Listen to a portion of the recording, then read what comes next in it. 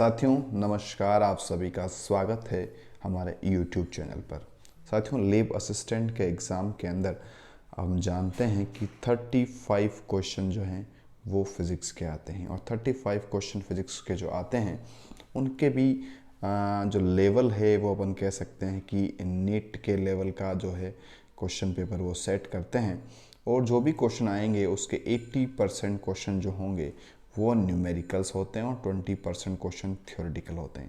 यानी कि ये क्वेश्चन तो आपको बुक पढ़कर सॉल्व किए जा सकते हैं, लेकिन इन क्वेश्चन के लिए आपको करनी पड़ेगी ढेर सारी प्रैक्टिस। और बच्चे बार बार एक सवाल पूछते हैं कि सर प्रैक्टिस कहाँ से की जाए, तो वही समाधान हम आपके लिए लाए हैं। हम आपके लिए टॉपिक वाइज क्वेश्चन के प्रैक्टिस सेट लाएं। आप अगर इन वीडियो को देखते हैं अच्छे से तो निश्चित ही आपकी फ़िज़िक्स के अंदर काफ़ी इम्प्रूवमेंट आपको देखने को मिलेगा, और आपको एक आइडिया लग पाएगा कि एग्ज़ाम में इस टॉपिक से किस किस टाइप के क्वेश्चन बनाए जा सकते हैं। चलिए बिना वक्त ज़ाया किए शुरुआत करते हैं आज के वीडियो की। आज के वीडियो के अंदर हम जो टॉपिक लेंगे वो लेंगे कूलाम का नियम। आप सभी को पता है कि कूलाम का नियम जो है हमने 12th के अंदर बहुत अच्छे से पढ़ा था, पहले ही पार्ट के अंदर आता है। और हमने पढ़ा था F इक्वस टू के Q1 Q2 by are square, यानी कि दो आवेश अगर दो आवेश Q1 Q2 अगर R दूरी पर स्थित है तो उनके मध्य लगने वाला बल कूलाम बल होगा, और उसका मान क्या होगा, ये होगा। साथियों, ये तो हो गया थ्योरेटिकल एस्पेक्ट, लेकिन इससे ढेर सारे क्वेश्चन बनाए जा सकते हैं जो आपके एग्ज़ाम में पूछे जा सकते हैं। तो आइए शुरुआत करते हैं आज के वीडियो प्रैक्टिस सेट की। पहला प्रैक्टिस सेट का पहला क्वेश्चन देखिए, इसके अंदर लिखा है, और हमने जो क्वेश्चन उठाए हैं वो प्रीवियस ईयर जो आपके IIT के जो इंजीनियरिंग एग्ज़ाम होते हैं, मेडिकल एग्ज़ाम होते हैं, उन्हीं के क्वेश्चन हैं। तो ये काफ़ी इंपॉर्टेंट क्वेश्चन आपके लिए होने वाले हैं। पहला क्वेश्चन है कि दो विद्युत आवेशों के मध्य लगने वाले बल जो संबंधित नियम है, जो आवेशों के बीच जो बल लगता है वो आपको पता है कि कूलाम का नियम से संबंधित वो बल होता है। अगला क्वेश्चन दे रखा है साथियों कि दो आवेशित कणों के मध्य की दूरी अगर आधी कर दें तो इनके बल का मान क्या होगा। साथियों, थोड़ा सा अपन स्पेस लेते हैं। आपने को रिलेशन पता होना चाहिए, F is proportional to 1/r²। सबको पता है ये, F is proportional to 1/r²। F1 का मान और F2 का मान अपने को निकालना है। F1 क्या है, जब दूरी केवल r है यानी कि r² कर देंगे, और F2 क्या है, जब दूरी r/2 है तो r/2 का स्क्वायर करेंगे तो r² आएगा, और यहाँ पर 4 भी आएगा। ठीक है साथियों, r² से r² अपन काट सकते हैं, और F2 की जो वैल्यू होगी वो क्या आएगी, 4 गुणा F1। ठीक है, यानी कि जो पहले बल था उसका कितना गुना हो जाएगा, अब बल 4 गुना हो जाएगा। सिंपल सा क्वेश्चन। चलिए अगला क्वेश्चन देखते हैं। अगले क्वेश्चन में लिखा हुआ है कि दो आवेश हैं, मान दे रखा है, कुछ दूरी पर स्थित हैं, तो उन पर लगने वाले बलों का अनुपात क्या होगा। यानी कि एक Q1 है, एक Q2 है, और ये R दूरी पर स्थित हैं। अगर यहाँ पर इस पर कोई बल लगेगा और इस पर जो बल लगेगा उनका अनुपात पूछ रहा है, तो दोनों पर ही एक ही बल लगेगा, और वो कूलाम के नियम से अपन निकाल पाएंगे कि F इक्वस टू के Q1 Q2/r²। तो दोनों के लिए वो समान होता है, अलग अलग नहीं होता है, इसलिए इसका आंसर क्या हो जाएगा, 1/1। चलिए अगले क्वेश्चन पे आते हैं। अगला क्वेश्चन लिखा हुआ है साथियों कि नियत आवेश से आवेशित दो गोलाकार जो माध्यम है उनके जो बल हैं, बल का अनुपात, एक तो वायु में पूछा है और एक परावैद्युतांक माध्यम में पूछा है। तो क्या फोर्स का मीडियम पे क्या प्रभाव होता है, एक्चुअली वो इस क्वेश्चन में पूछने जा रहा है। तो अपने को पता है कि F is proportional to K, और K की वैल्यू जो होती है 1/4 ε0 r, यानी कि ये जो होता है वो होता है मीडियम, और इसकी वैल्यू वायु के लिए तो 1 होती है, और दूसरे माध्यम में अपने को पूछिए K, यानी इन दोनों में क्या रेशियो होने वाला है। तो आइए, अपने को ये तो पता लग गया कि F is proportional to 1/ε0 r, यानी कि F1 जब एयर होगा तो अपन में लिखेंगे, नीचे लिखेंगे 1, और F K वाले मीडियम में क्या होगा, K, क्योंकि इन्वर्सली रिलेशन है साथियों, इसलिए उल्टा लिखेंगे अपन, और ये F1 और F2 की अपने पास मान आ जाएंगे, यानी K/1 K/1 कहाँ दे रखा है, ऑप्शन नंबर सेकंड। ठीक है साथियों, देखिए अगला क्वेश्चन कितनी बार एग्जाम में पूछ लिया है, कितना इंपॉर्टेंट क्वेश्चन होगा साथियों। देखिए आरपीएमटी के अंदर भी पूछा गया था, तो पुराने क्वेश्चन ही हम प्रैक्टिस ला रहे हैं। अगला क्वेश्चन ये है कि किसी बुलबुले को अगर ऋणावेश देते हैं तो उसकी त्रिज्या क्या होगी। अपने को पता है कि नेगेटिव चार्ज देने के लिए उसको इलेक्ट्रॉन देने पड़ेंगे, और जब इलेक्ट्रॉन देंगे तो उसकी साइज बढ़ जाएगी। अगर पूछता है कि किसी को धनावेश देना है तो धनावेश देने के लिए इलेक्ट्रॉन निकालने होते, और निकालने से साइज उसकी कम हो जाती। इस क्वेश्चन का जो आंसर होगा वो बी हो जाएगा, दैट इज कि त्रिज्या कम हो जाएगी। ठीक है साथियों, अगला क्वेश्चन देखते हैं। देखिए ये क्वेश्चन है क्वेश्चन नंबर 8 कि चार आवेशों को वर्ग ABCD के कोनों पर रखा गया है, तो केंद्र पर रखे आवेश पर बल क्या होगा। तो देखिए यहाँ पर अपने को टोटल नेट फोर्स पूछा गया है, और इसके लिए आप कैसे सोल्व कर सकते हैं इस क्वेश्चन को मैं आपको बताता हूँ। फिजिक्स का दिमाग थोड़ा सा लगाना है। यहाँ पर कोई भी एक पॉजिटिव चार्ज रख दीजिए आप, एकांक धनावेश। अब आप ये सोचिए कि इस पर कौन कौन से बल लगेंगे साथियों। देखिए एक ये वाला बल इधर लगेगा, क्योंकि ये इसको समान समान प्रतिकर्षण होगा, तो इसके कारण जो बल लगेगा वो इस साइड आएगा, जो आपके सी वाले पॉइंट के कारण। और जो मैं कलर चेंज कर लेता हूँ, जो ए वाले आवेश है उसके कारण जो बल लगेगा वो इस डायरेक्शन में आएगा।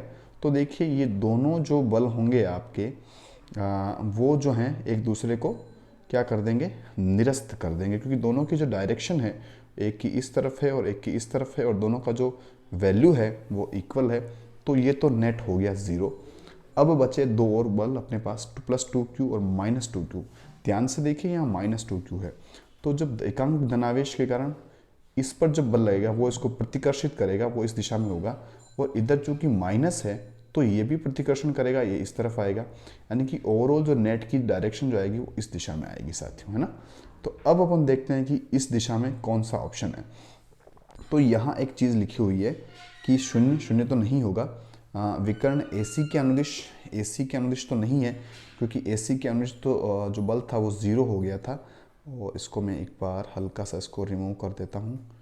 ये हाँ, ये इसके अनुदिश हमने देखा था कि नेट ज़ीरो हो गया था। विकर्ण BD के अनुदिश, तो विकर्ण BD के अनुदिश ही बल आया था, हमने देखा अभी कि इस डायरेक्शन में अपना फोर्स नेट गेन हुआ था। तो ये इसका आंसर हो जाएगा।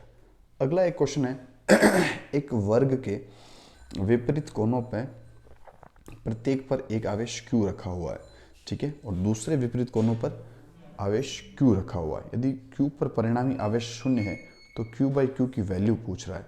यानी कि इस क्वेश्चन को अपन ऐसे समझ सकते हैं, ये देखिए ये इस प्रकार इसका सॉल्यूशन भी दे रखा है। यहाँ पर ये चार वर्ग आपने ले लिए, दोनों पर QQ रखा, और यहाँ पर क्या रखा आपने, QQ रख दिया। विपरीत कोनों पर समान आवेश रखा है। अब इन्होंने कहा है कि जो क्वेश्चन को ध्यान से देखें, कहाँ पर इन्होंने G का 0 कहा है। यदि Q पर परिणामी आवेश 0 है, यानी कि किसी एक Q पर अपने को 0 मानना है और Q/Q की वैल्यू पूछिए, तो अपन क्या करते हैं कि इस पर 0 मान लेते हैं कि इस पर 0 होगा। तो देखिए इस पर कौन कौन से फोर्स लगने वाले हैं, अपने को उनको इक्वल करना होगा, तभी जाके अपन इसकी वैल्यू कैलकुलेट कर पाएंगे।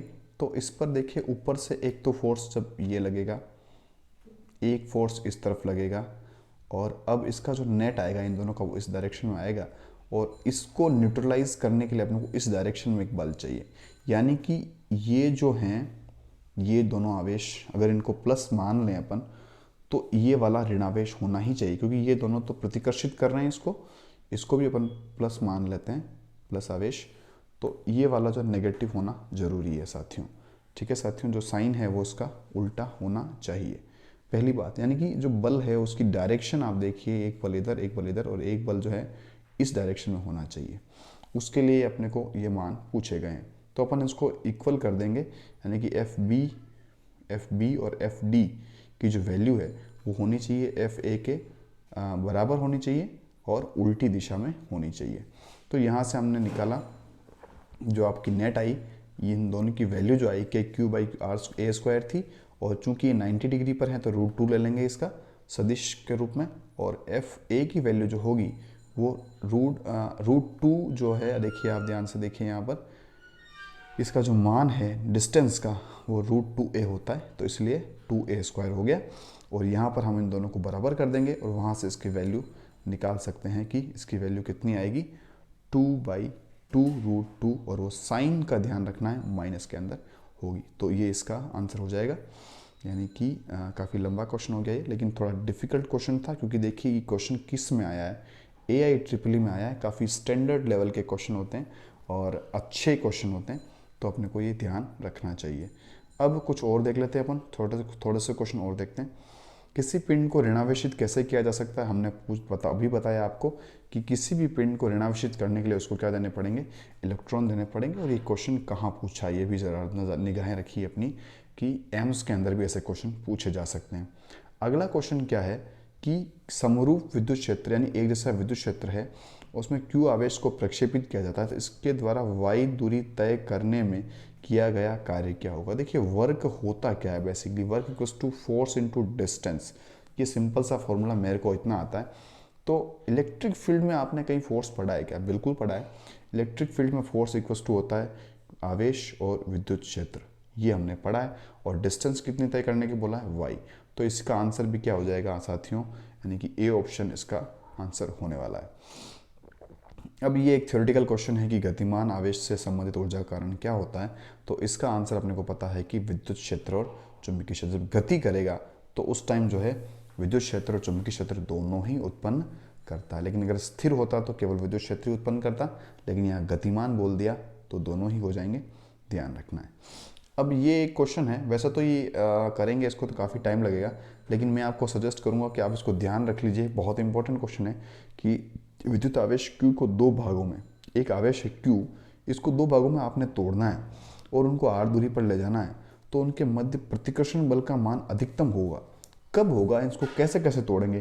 क्या इसको Q/2 करें, या इसको 3Q/4 और एक Q/4 करें, या फिर इसको मतलब अपन कैसे तोड़ें इसको कि यहाँ पर मैक्सिमम जो है आपका फोर्स अपने को गेन हो जाए।